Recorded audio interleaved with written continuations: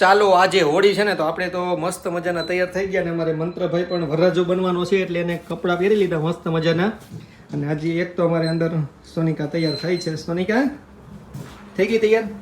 સમજો એ સાડી પહેરવાની તૈયાર થઈ ગઈ ને હાઈ ક્લાસ. આપણે મેચિંગ કર્યું કે નહીં? કાંઈ મેચિંગ નથી. એને કેવો કલર પહેર્યો છે? કયો કલર છે? Sky colour. આપણે વ્હાઈટ કલર પહેર્યો. આપણે મંત્રભાઈને વરરાજો કર્યો છે એટલે એને રેડી કરવાની. એને આમ જો સાધન સામગ્રી બધી આપણી.